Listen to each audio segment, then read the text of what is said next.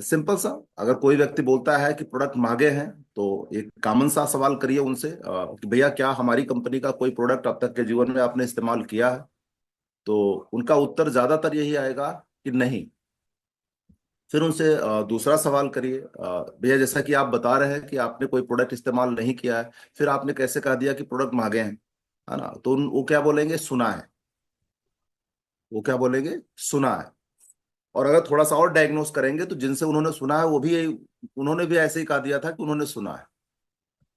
फिर तीसरा सवाल उनसे करिए, विनम्र होकर ही सवाल उनसे करिए कि भैया किसी भी कंपनी का प्रोडक्ट कब महंगा होता है और किसी भी कंपनी का प्रोडक्ट कब सस्ता होता है? मैक्सिमम चांस है कि वो आपको सही जवाब नहीं दे पाएंगे। फिर आप उनको उनकी अनुमति से, कि अगर आप बुरा ना माने तो मैं इसका सही जवाब दूं, तो वो बोलेंगे हाँ बताइए। तो आप उनसे बोलिए कि महीने की 1 तारीख से लेके 30 तारीख तक आपके घर में इस तरह के जो भी ब्रांड यूज हो रहे हैं उसके बारे में तो आपको आइडिया होगा ही कितना रुपया लग जाता है। अब उसके स्थान पे एक बार हमारी कंपनी का प्रोडक्ट आप यूज करिए और फिर दोनों का कैलकुलेशन करिए।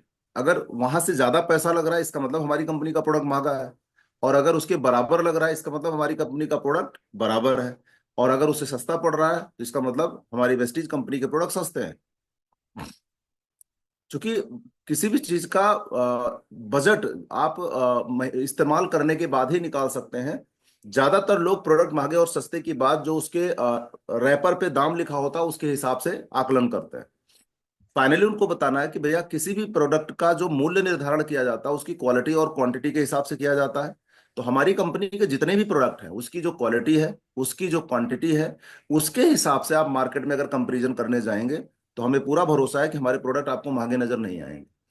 ठीक है? तो ये कुछ बेसिक सा और व्यवसायिक जवाब है। अगर आप ऐसा कुछ देंगे तो आप सामने वाला संतुष्ट भी होगा। जबरदस्ती की बात हमें नहीं करनी है। जी sir. Sir thank you sir, thank you very much sir.